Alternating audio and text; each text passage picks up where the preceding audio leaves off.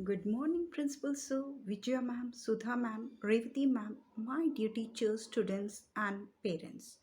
Today we have gathered here to celebrate the online Dashra, for which all our grade 3 teachers have come up with amazing programs to have fun and know about the importance of Dashra. So, without wasting much time, let us start with our thematic day celebrations for Dashra. Therefore, now me, Neena Sharma, would like to let you know the importance of Dashera and why it is celebrated. Dashera is a popular Hindu festival that is also known as Vijayadashmi that celebrates the victory of good over evil. Dashera is one of the longest festivals in the Hindu traditions, which is celebrated for 10 days, starting with 9 nights, which is known as Navratri, and the last day is called as Vijayadashmi, which has a lot of significance in the Indian traditions. Dashera is the day when the Chamundeshwari Durga, an Indian goddess, kills the Asura demon Mahishasura. This festival also marks the victory of Ram, one of the avatar of Vishnu, over the killing of the 10-headed Ravana in the great Indian epic of Ramayana. With this short description, I end up here and welcome Geeta ma'am to entertain us with a devotional song of Goddess Durga. Thank you.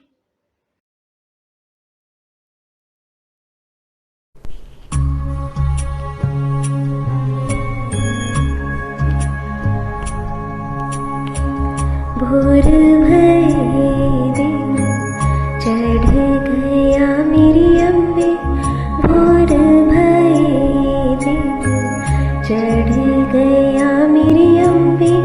हो रही जय जयकार मंदिर विच आरती। जय मां हे दरबारा वाली आरती। जय मां काहे दे मैया तेरी आरती बनावा। काहे दे मैया तेरी आरती बनावा।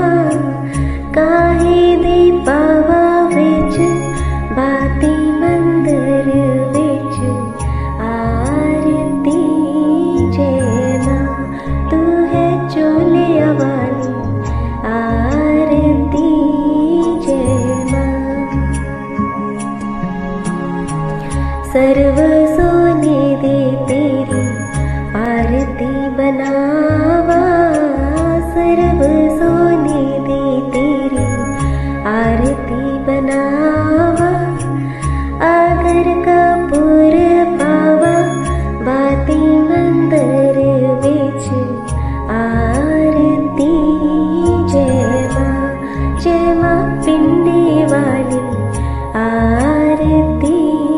जय मां कौन सुहागन दीवा बालिया मेरी मैया। कौन सुहागन दीवा बालिया मेरी मैया। कौन जागेगा सारी रात मंदिर विच आरती। जय मां सचिया जोता वाली आरती। जय मां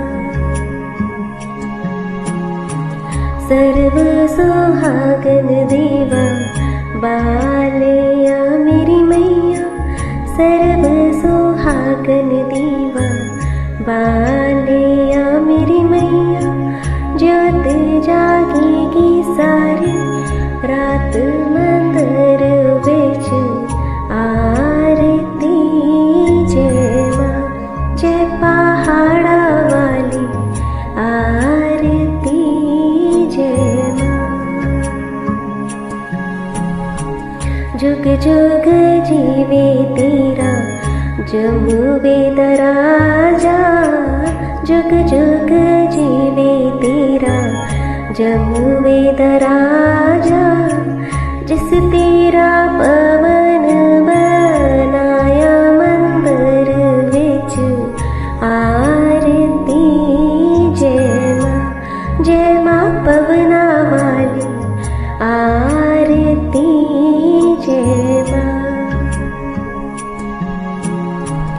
सिंदूर चरण तेरा प्यानु यश गावे, सिंदूर चरण तेरा प्यानु यश गावे, चरना तुझा बल हार मंदिर विच आरती, जय मां जोता वाली आरती, जय मां। जय माता दी।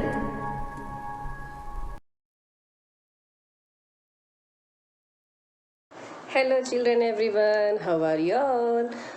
I am your Razia ma'am here. Today we all gathered here to celebrate Dasara festival, a religious festival.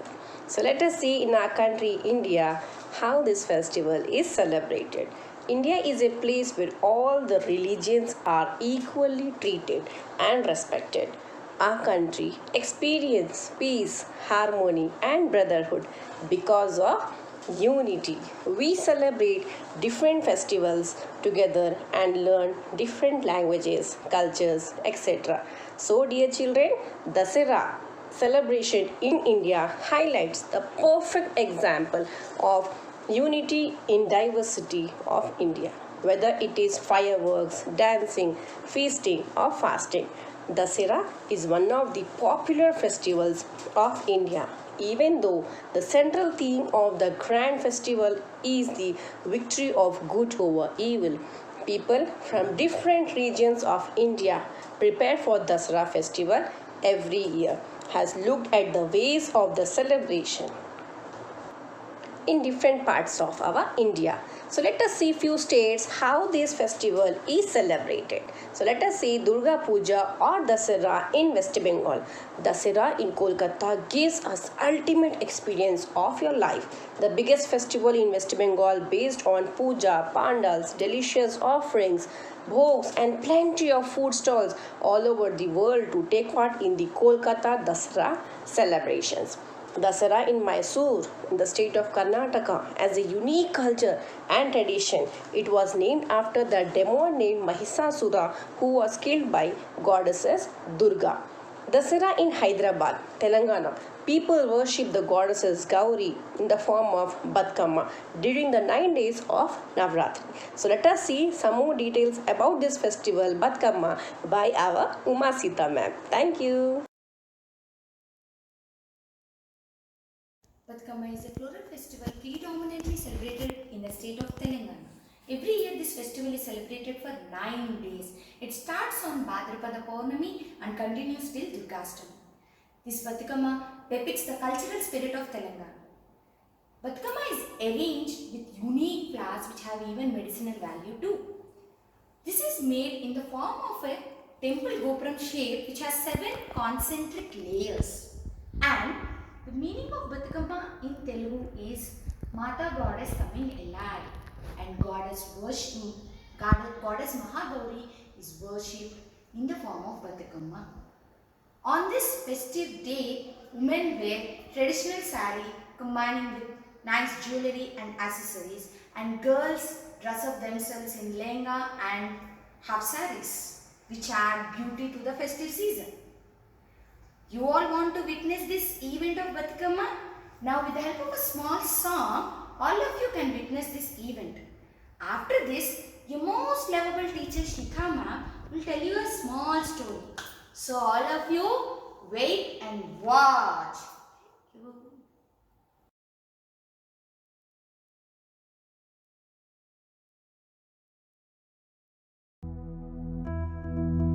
తలకు ఓసుకున్నట్టు సందమావా ఓ సందమావా అలికి ఉన్న వాకిళ్ళు సందమావా పడుసు పిల్ల నవ్వినట్టు సందమావా ఓ సందమావా పరుసుకున్న ముగ్గుల్లో సందమావా పిల్లల కోడోలే పల్లె తెరిసి జ్ఞాపకాల ముల్లె ఆడబిడ్డలా చూసి పావురంగ పూలు పూసి ఎలుగుతున్న కండ్లతోటి సందమావా ఓ సందమావా ఎదల తడిని నింపుకుంది సందమావా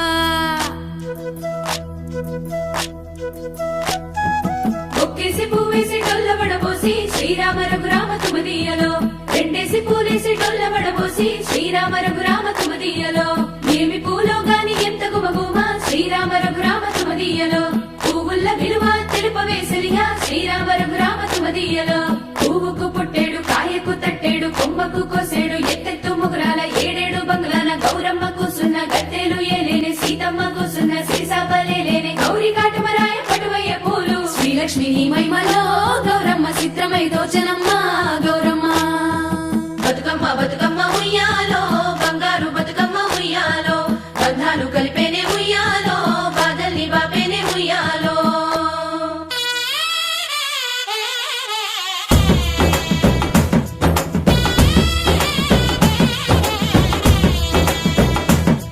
ఉయ్యాలో ఉయ్యాలో గౌరమ్మ తల్లికి ఉయ్యాలో ఉయ్యాలో ఉయ్యాలో గౌరమ్మ తల్లికి ఉయ్యాలో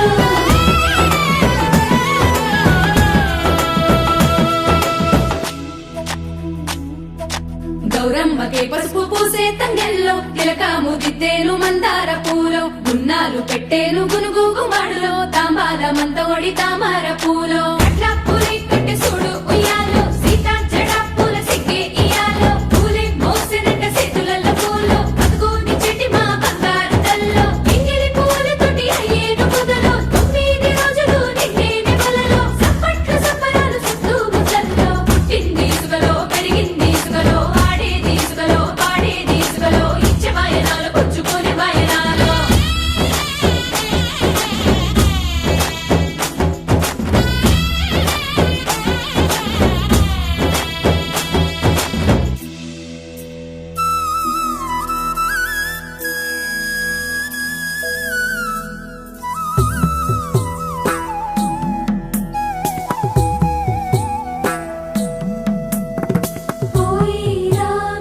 పోయి రావే బతుకమ్మ బతుకమ్మ నీల కొంగు పరిసి పిలిసి నాడే గంగమ్మ గంగమ్మ నిండు జగతిలోన ఏడలేని పండుగలు పూల పండుగలు కూడి ఉంటామన్నా నీతి ఉందే మా ఊళ్ళో తెలంగాణంలో సల్లగుంచాలమ్మ నువ్వు చేరి వాగుల్లో మా కుంటల్లో జీవ కంచై మాకు తోడు ఉంటాయి సెరువుల్లో బతుకు తెరువుల్లో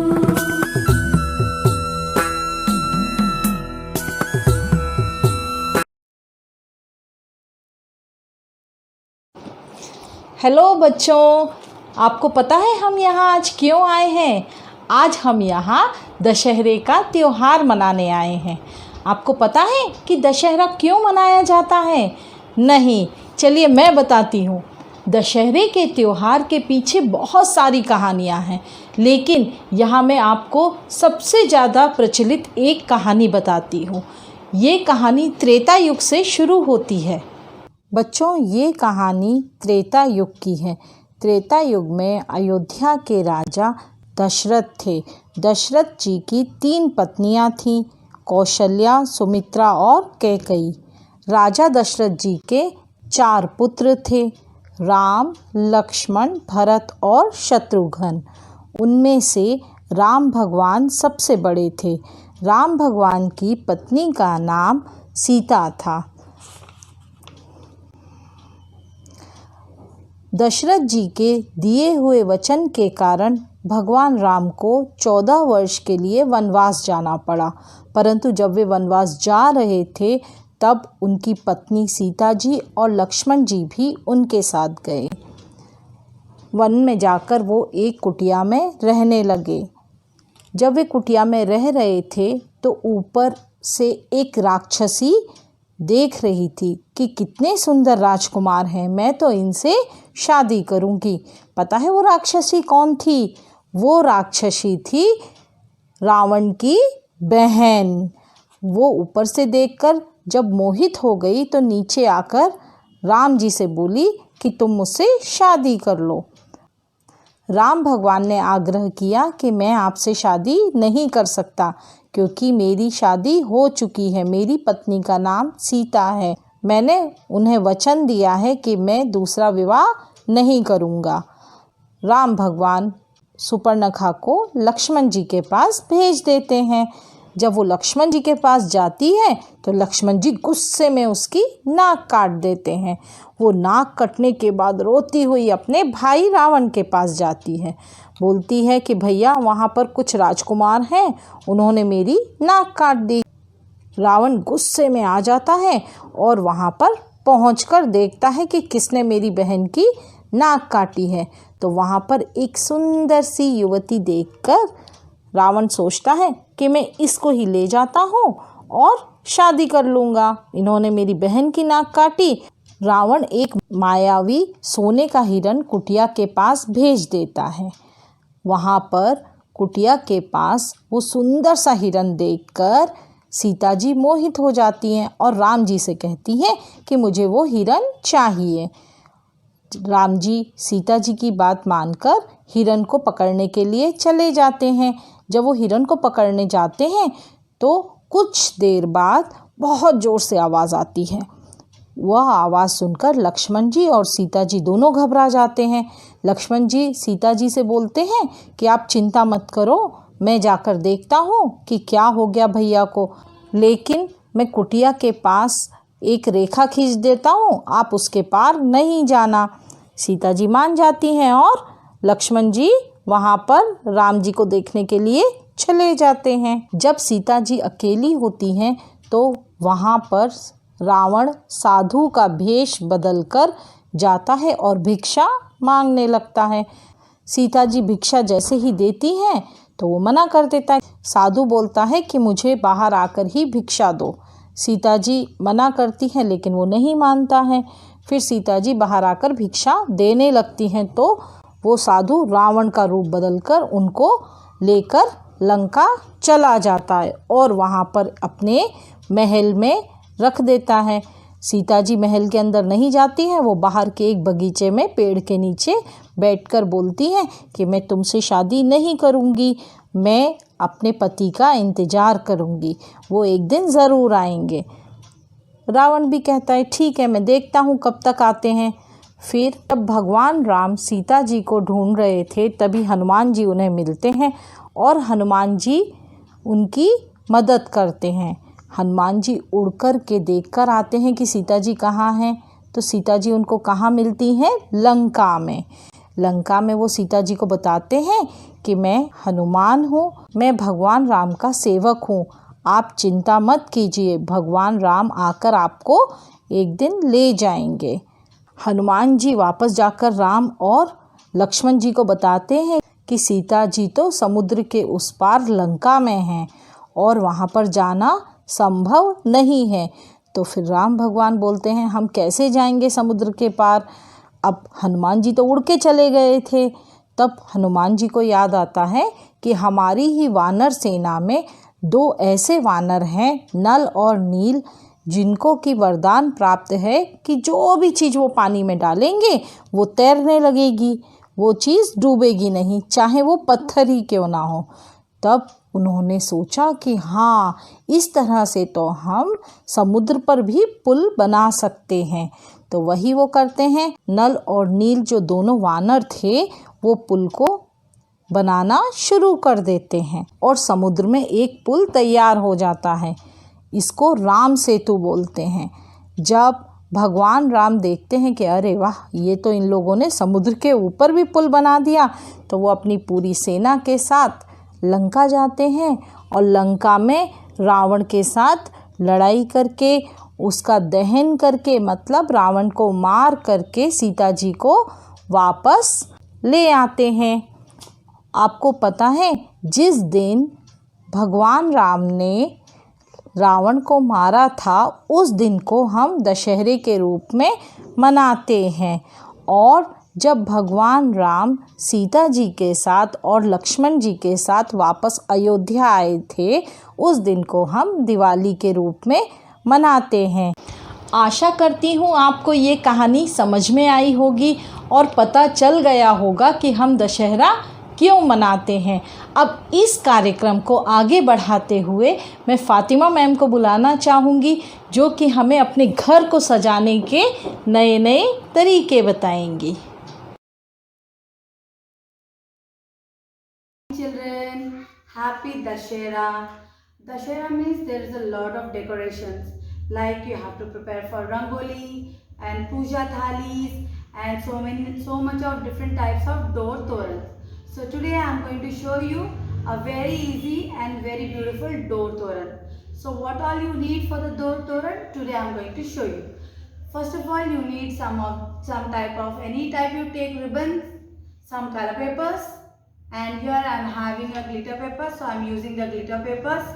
Here is a golden rose, and here are some beads and the latkans here, and a glue and one paper to draw it. So first I will start with my idea of door toran is I am going to make a kalash in between the door toran. So first I will make a outline of a door toran here.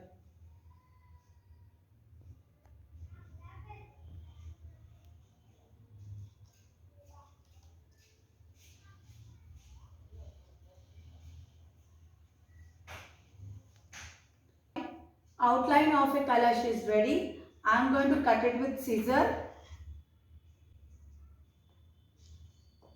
So here my cutout is ready. So now what I am going to do, I am make a cutout on this glitter paper here. So this is my glitter paper cutout is ready. Now I am going to decorate this kalash with the help of small strips of the glitter papers, like any color you can use, like a green, red, yellow, or any color you can use it. Cut it and use it. I am going to apply a glue on it.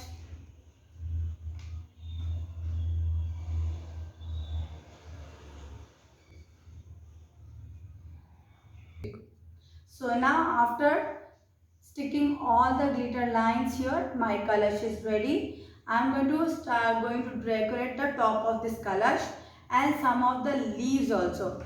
I have cutted some different colors of the leaves here with the golden glitter paper and the green color glitter paper to make it colorful. So here now I am going to decorate the top of it. So my final look of the kalash will be like this. So I am going to attach it to the ribbon. So now this is my base of this door toran. So I am going to use this golden ribbon. In the middle of this, I am going to attach my kalash here. Wow! Indeed, it was a splendid gala program by our dear teachers. The amazing story, the melodious song, and the enlightenment about how it is celebrated in different states of our incredible India. It's all about the triumph of good over evil. In our day-to-day life, every day, we face these challenges of making a choice between good and evil thoughts in our mind. Every time we choose to do good, we triumph over evil. So let us all, this day, drive away all the evil around us and within us. Thinking evil of others, fear of failure, speaking lies, hurting others, bullying our friends, and start doing the good deeds and spread happiness to the people around us. Practice kindness, gratitude, and forgiveness.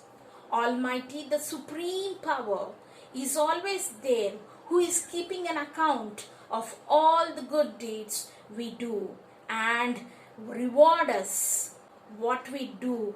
As the saying goes, as you sow, so shall you reap. And on this occasion, I want to thank our primary school in charge, Mrs. Vijaya Manikyam, who has always been there for us, and she was the inspiring force and the motivating guide who has made it possible to organize such a fabulous program. And now I want to wish you all a happy Dasara and happy vacation, and we will be having holidays from 7th of October. So enjoy the holidays and drive away the evil around you and speak good and do good. Thank you.